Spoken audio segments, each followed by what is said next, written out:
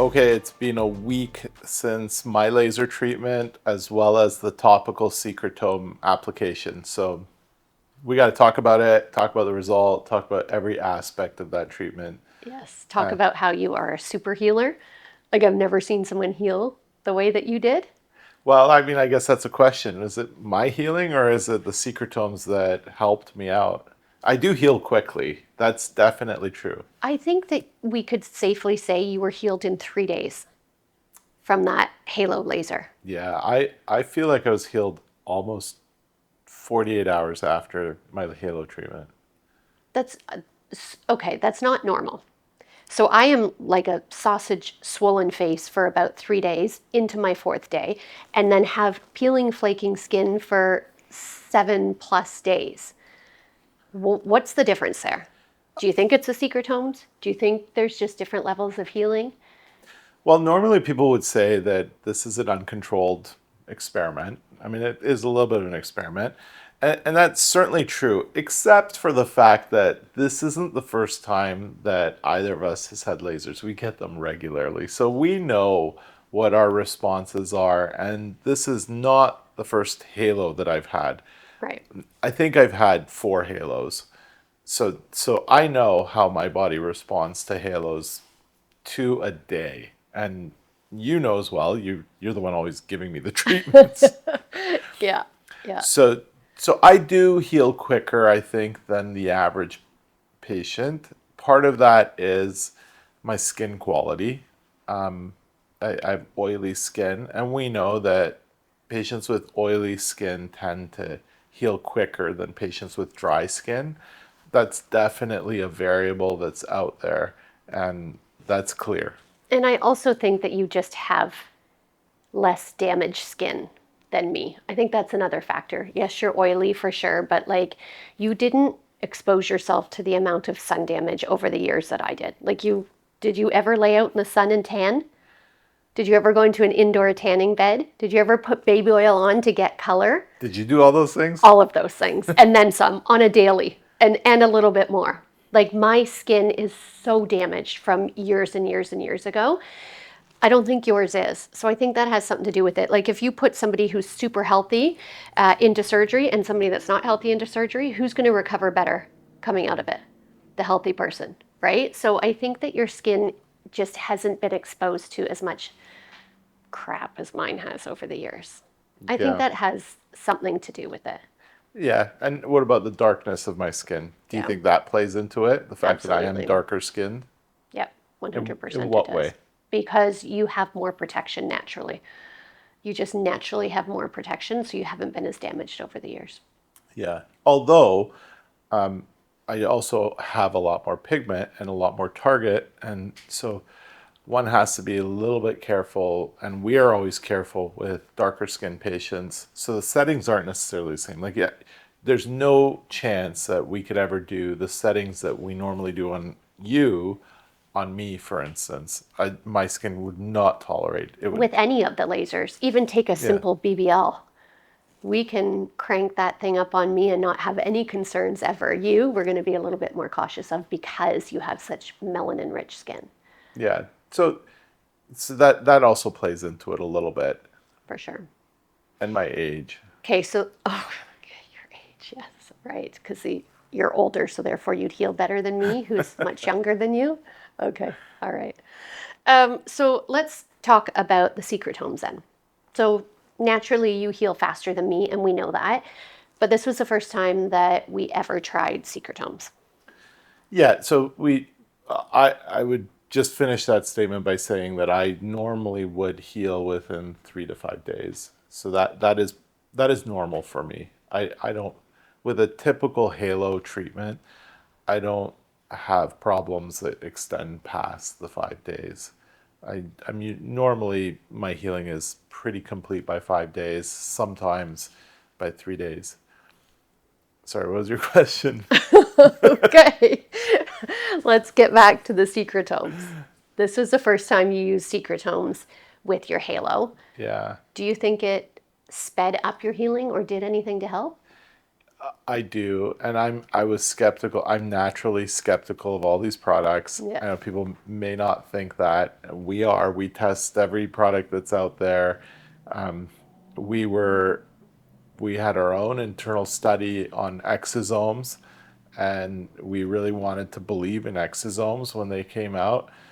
And we did the same thing that we did here. We actually had a full out trial that we used exosomes on after ablative laser resurfacing, and we didn't see any benefit with exosomes. So the topical commercially produced exosomes that were manufactured, I'll go out there and say that I don't believe that that assisted healing at all. We didn't see it in any of our patients, and we had a real randomized controlled trial that we performed on those patients. So secretomes, going into this with secretomes, and we met with Drew and Hmm. talked to his team, and we know them very well. We know them intimately. We did an episode with Drew, and we've been at their facility now. I think our hair was harvested years ago, in fact. Yeah, like 5 years ago now, I think. Yeah, so in fact, my secretomes are a lot younger than I am. I wanted to investigate whether or not the secretomes helped in laser ablation, but I wasn't really holding my breath, to be honest. I had this distinct fear that it was going to be exactly the same kind of path that exosomes went down, where there's just a ton of hype and doesn't play out to the way that the company's advertising. So I was skeptical. But having said that, and having gone through it now, a week after my Halo, because it's exactly a week, we did my Hmm. Halo last week. You did. I think that it did speed up the healing. I think I was healed within 48 hours, and that's pretty remarkable after a Halo. And so, do you think that that's because it was your own secretomes, as opposed to back in the day when they were allowed in Canada, exosomes came from somebody else. They weren't your own. Or do you think it's secretomes in general because they have those growth factors and cytokines in it that help with inflammation and tissue remodeling and that kind of thing? What do you think the difference is? Is it because it was yours, or is it just what's in secretomes? Yeah, this is going to turn into a commercial for secretomes, isn't it? Okay. I Okay. mean, we have to talk about it, Yeah. and secretomes are different than exosomes. So that's the first point, is that exosomes are just one component of secretomes. Secretomes have other products involved. So there's other peptides, other proteins that are all involved in cell-to-cell communication. Supposedly, they have DNA fragments, messenger RNA fragments, all that kind of stuff. Whereas exosomes are just one component of secretomes. So, okay, so maybe that's part of it. It's my own product, so that's the nice thing with these secretomes, is that they are your own product, and because they are harvested and grown in a lab, they're at much higher concentrations than what you can get commercially available off a shelf. And it makes sense. Like if you're talking about purchasing exosomes, I mean, you can't purchase them in Canada anymore, so we know that, and we'll just state that they are not Health Canada approved. But if you're in the U.S. and you're getting exosomes, first of all, you have to figure out what the source is. Is it human derived? Is it non-human derived? And then even human derived, it depends. Are they harvested from what kind of stem cells? From hair follicles, from umbilical cord, from marrow, whatever. I mean, there all of that is factors into how effective the exosomes are. So when people use the term exosome, they just have to understand that there's not one universal product called exosomes. They really are a varied, and that's why we did a episode and we made some comments about peptides, and people didn't like hearing this, and all of that. But it is just the truth, and exosomes are no different. The problem is that it is a little bit uncontrolled. And when I say uncontrolled and unregulated, I mean when people use that term exosomes, it is not the same thing from company to company or product to product. And that is a problem because our patients, they shouldn't have to have a PhD to investigate what products we're using on them. There should be some consistency, and that is, I think, that's an issue. Whereas these secretomes, the nice thing is that they are produced by a lab with your own stem cells. So we know that there is a standardization there. The concentration of the product is pretty high. The quality of the product is very high from batch to batch. You know exactly what you're getting. Yeah, that's right. They are regulated as they should be. They are very regulated. So good for them, and I think that should make them stand out. That there is more regulation now means it's more expensive. That's typically what regulation means to the end consumer. But at the end of the day, you know that batch to batch, that product has a very high quality and a high concentration. So I think that's important to say, and I think that's part of why they uniformly seem like they are better products than anything else that's out there. Okay, so that being said, let's play a little game here. Let's talk about, because everyone knows that we are laser experts, we're a huge laser center. Let's follow that with talking about all of the options out there for post laser healing. What are they? So exosomes, you just talked about, secretomes. We have PRP, we have fat, we have products like VAMP by Prolenium, which is, a bunch of vitamins, amino acids, peptides. They say that those topically placed can speed up laser healing. Let's kind of talk about each or Sure. rank them. Yeah, I mean, I think at the lowest will be the topical serums, which have a variety of products in them. People will talk about their minerals and vitamins that are in there, antioxidants, and then obviously what's kind of the big selling feature for a lot of these companies is having salmon DNA in there and having some kind of animal DNA product in there as being a selling feature of it being effective. And patients need to know that the jury is still out on that, and that there's a big difference between marketing terms and scientific literature. And I don't think there's any definitive literature that states that salmon DNA is good for human healing. Definitely not when applied topically. I Yeah. think some studies are out there with it being injected, not in our country, even on our continent, but definitely not when it's applied topical. We have tried two different products, two different companies, again on a split face, post laser, no difference, no result. No change in redness, no change in swelling, no change in skin healing. Result down the road, absolutely nothing. It did nothing to my face with two different companies' products. So I would have a hard time selling those to a patient, saying, yeah, spend the extra, whatever it costs. It's going to speed up your healing. No, it's not, because we tried it and it didn't do anything. Yeah, and people need to know some.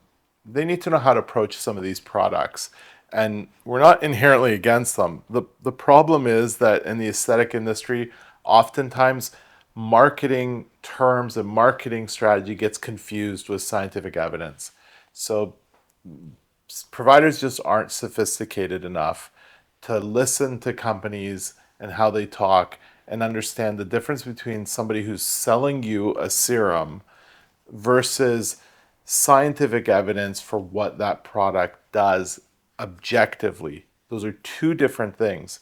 And even we hear this all the time, and I'm sure people are going to argue with us here, but we hear it all the time that, oh, I heard such and Dr. such and such give a talk about this. Well, the first question you always have to ask is, what's the conflict of interest? Is that person being paid to give a talk? And if they are, forget about it. Forget anything they say. That's a paid marketing talk. That is not a scientific presentation.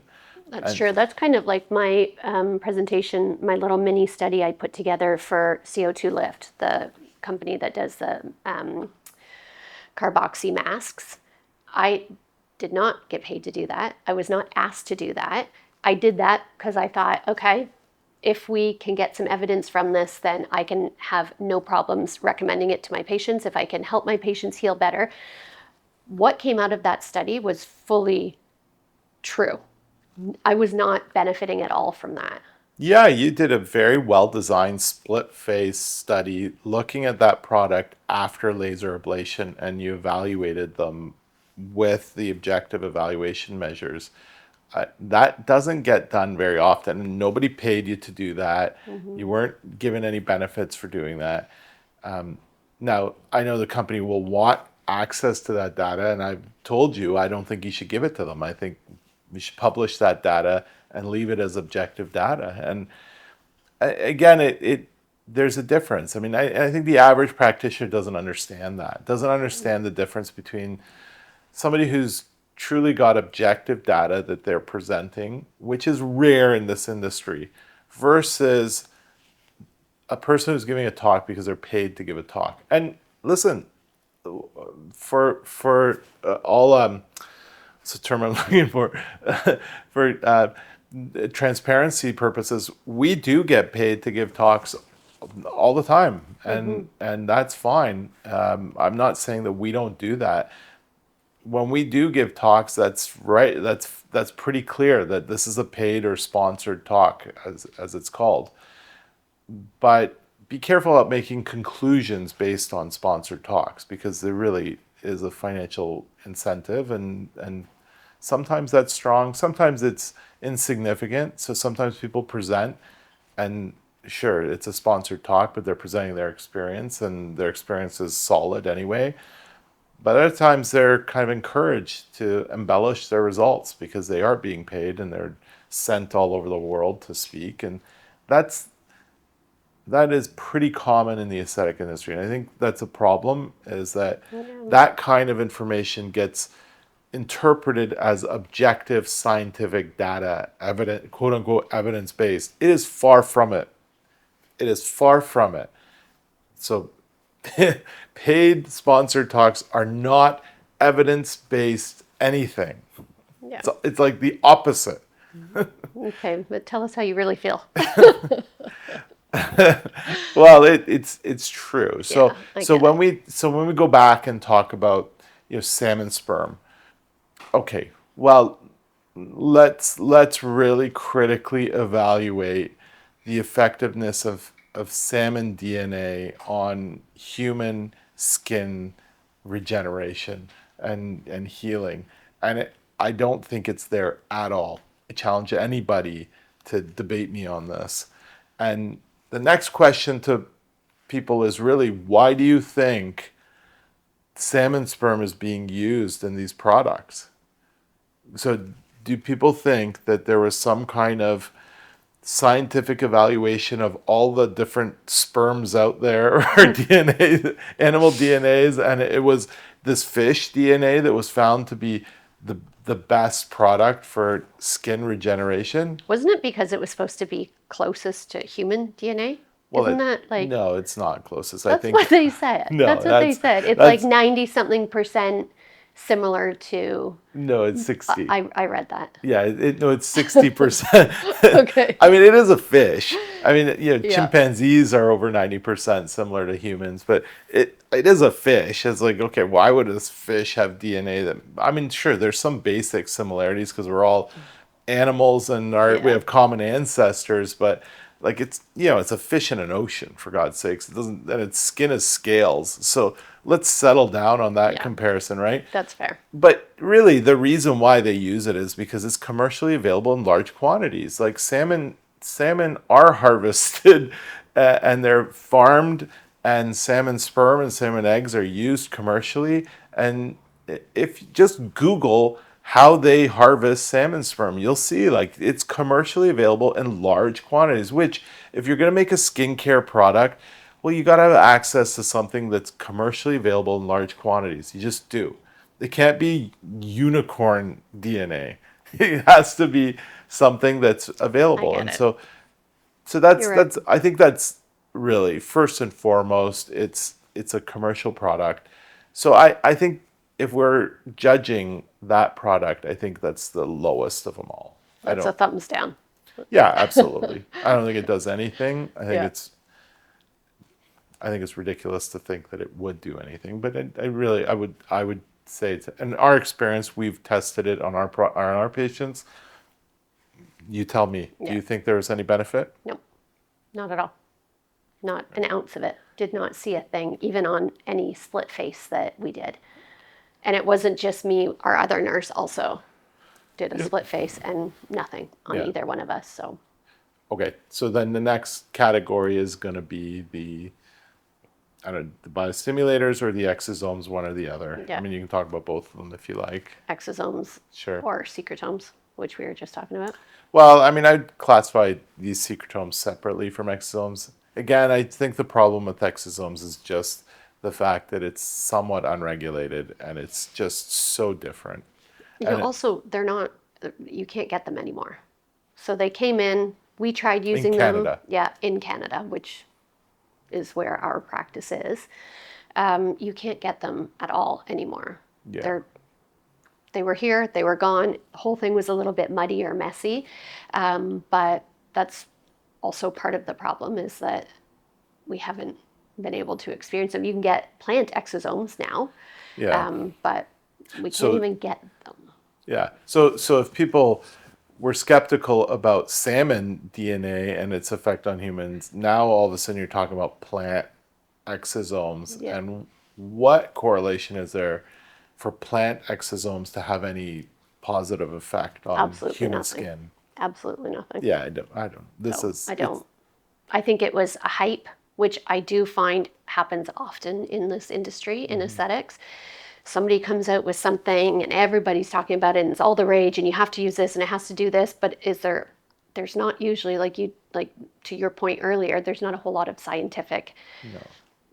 information backing it up. It just is like kind of like a fad, right? Yeah, Kim people. Kardashian made the salmon sperm facial huge, and now all of a sudden everybody was using the salmon sperm. But I Yeah. think she just naturally has good skin because she probably gets treatments weekly. I don't think it was her salmon sperm facial that gave her that skin. So, Yeah, I think people in this industry are so quick to market that they're using the latest and newest thing. Then by the time it becomes evident that whatever they were using doesn't have any effect, they've moved on and marketing the next. I mean, this happens over and over again. Unfortunately, in this industry, this happens over and over again, and surgeons aren't immune to that. Surgeons do it too. And there's lots of examples of surgeons and the surgical community being quick to adopt something really rapidly. And it's always in an attempt to market that they are doing the newest and the best. And then, the data catches up with them later and they backtrack and people backtrack and move on to the next thing. So this is unfortunately what we have to deal with in this industry. But that's the reality, and patients need to know that reality too. for sure. For sure. Okay, the next one is PRP. Yes. So, what do you think about PRP? That is a tough one because I think that PRP can work. I do think there's great things in your plasma. My issue with it, I probably have two issues. One is that your PRP is only as good as your blood health. So if somebody wanted to come in and get a, PRP added to their halo laser to speed up healing, and they booked their halo on a Monday, and they just got back Sunday night from a big bachelorette bender where they were drinking and they're dehydrated, their blood quality is not going to be great Monday morning. So that's going to be the quality of their plasma or their PRP that we can get as well. So it's really only as good as each person's individual health. So if you were to do a series of, say, 3 ablative lasers with PRP, each one, their treatment is going to be different because it's all going to depend on their health. So that's sort of, it's not um, it's not consistent. I would say that's one of the problems with it. The other problem, which isn't really related to laser healing, but a lot of patients want it instead of filler. So they'll come in and they'll say, okay, I don't want filler. Can we do PRP? PRP and filler are not the same thing. No amount of PRP is going to give you volume, which is what some people think. And I know there's some clinics out there that will mix it with volume and then show a PRP, or mix it with filler. They sort of call it champagning, and then show a PRP, say, under eye result where it's volumized, and it's kind of misinforming patients. So I've had patients come to me and say that they think that injecting PRP in the under eye, say, is going to revolumize it, and it's not. It's not meant to do that. It's meant to improve your skin quality. And we do inject it under the eyes or any areas of the face to improve quality, but it's not going to add volume. So that's sort of the problems I find with PRP, is in regards to laser healing. It's just not consistent. So you don't believe that PRP adds any volume? Initially, sure. If I draw up, 4 mils of PRP and inject 2 mils into each under eye, initially they're going to be swollen and puffy. Over time, it can stimulate some cells, but it's not adding volume. It's a fluid. It's going to slowly work its way wherever, and hopefully regenerate some cells. That's the whole point. And I do believe in that, but it's not going to regenerate enough cells that it's going to grow new fat and volumize like that. I don't believe that. And as a topical treatment, do you think it improves skin quality? I do, like microneedling it in or applying it after a laser, but it's not consistent. Again, it just comes down to that individual's health and how what blood health they have at that time of the draw. Yeah, it is an invasive procedure. It needs to be done properly. I think there's potential PRP. It's been around forever. I completely agree with you. There's a lot of variability, even within a person. What day of the week you take it on or draw it, what your current state of health is, what your current age is. Age also plays a factor in that. And then also how the product is prepared is vastly different from clinic to clinic. So similar to some of the other topics we've talked about, it's not really a standardized procedure. There's a vast difference in how it's prepared. But I think it's better than some of the other options. And certainly I think it's better than a lot of the off-the-shelf products that you can get. I would use it or choose it over plant exosomes or rose exosomes, wherever they're coming from, or any kind of serum, peptide type serum that's just applied. I do think that your own plasma is going to benefit more than any of those. I agree with that. I think there's a convenience to having an off-the-shelf product, but I think your own PRP is, to me, always superior to an off-the-shelf product. Yeah, for sure. Okay, then what's next? What if we keep going down the scale? What's next? Would you put secretomes next? Yeah, I think so. I think I would put secretomes next. So I think secretomes really are at the top of the heap. They have a lot of the same products that your own PRP is supposedly supposed to have, but it's just higher concentrations. Yeah. It's very standardized, and it's available when you want to use it without having to go through a procedure. So that's important. We should actually, next time we do your halo, we should apply PRP because we haven't done that to you. It would be interesting to see compared to your last week with your secretomes, if you healed the same speed or not. We should try PRP on you next time. Yeah. I think these secretomes just sped my healing up so fast. I can't even believe that it was 48 hours and I was completely healed. Yep. That's almost ridiculous for a partially ablative procedure. Yeah, it was. Yeah. And then do you want to talk about the best option? I know both of us think the best option is fat. Fat. is really fat transfer. Hands down. And we saw that firsthand this week, Thursday. Thursday, we did 2 laser resurfacings, 2 different patients, and one had fat. So she was being fat grafted, fat transfer. And so we used fat on her post ablation. Both of those patients came in the next day, and one looked like she didn't even have a laser. She was healed so quickly. It was almost unbelievable, wasn't it? Yeah, I think nanofat is the term we use for this ultra processed fat, and it can be injected under the skin or laid topically over skin when you're doing ablation. And I think hands down, that is the best treatment for regeneration. It speeds up recovery. I mean, all the parameters that we look at are off the charts with nanofat application. Like she hardly looked like she'd had a laser done compared to Yeah. the other one that most definitely was, 24 hours post ablation. Yeah, what was unique there is that we had 2 patients who had exactly the same procedure, and the only difference was one had nanofat applied right after. And And I actually did the same depth on both of those patients. They were both in for sort of similar concerns, and the laser depth was the same as well. And they did not look the same in regards to their healing. yeah, I think if patients have that ability to have fat, there's not even a question in my mind. That's always going to be the best option.